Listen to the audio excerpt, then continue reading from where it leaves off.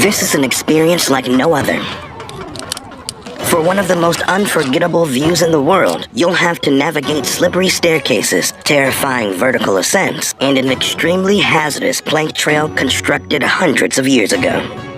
You better hold tight to that rope, because you're about to find out why they call this the most dangerous hike in the world. Here's how to survive Mount Huashan.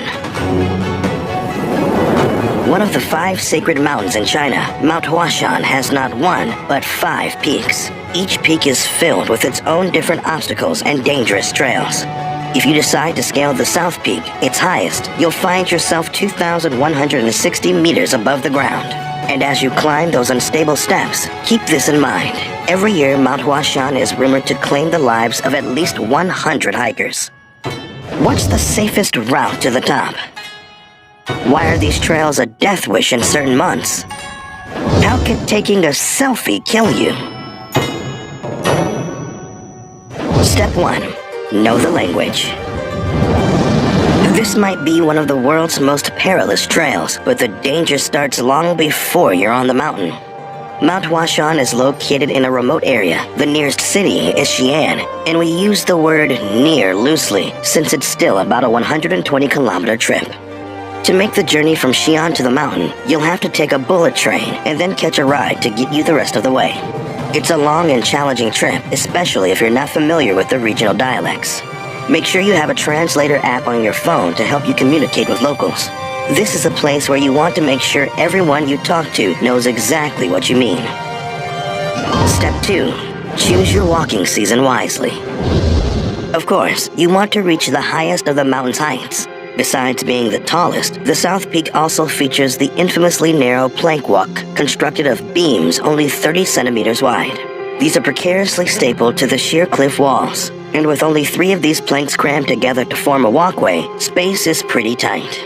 Trust us, you will want to wait for the warmer months to make the trip. In winter, the mountain can be covered in snow and ice. During the rainy season in July and August, it's incredibly slippery. To lower the risk of taking a wrong step and falling to your death, April to June and September to November is when you want to plan your adventure. Step 3. Don't remove your harness. First, you'll climb down the cliff on metal rod stairs. You'll be wearing a backpack-like harness with climbing ropes around your torso attached to carabiners clipped to a safety cable along the mountain wall. The carabiners you're outfitted with might not look pretty, but never take that harness off. In 2019, a university student decided to take a selfie to document her hike. She lost her footing and tragically died when she fell off the trail, in part because she decided to remove her harness for the photo. Step 4. Prepare for contact. Remember those precarious, narrow stairs that we showed you? We forgot to mention one tiny detail about them that could complicate things for you.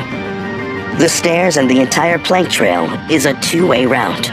While you're headed down, returning tourists will be coming up. This means you'll have to maneuver over and around them, carefully. Slowly inch over to allow other hikers to squeeze past you.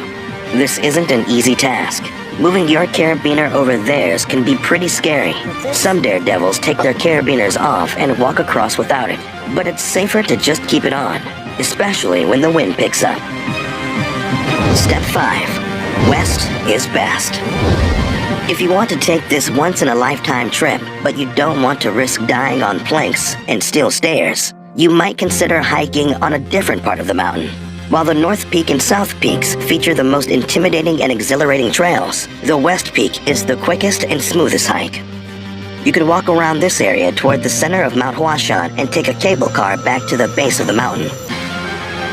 You made it to the end of the most dangerous hike you'll ever attempt. Now imagine doing that on the highest mountain on Earth.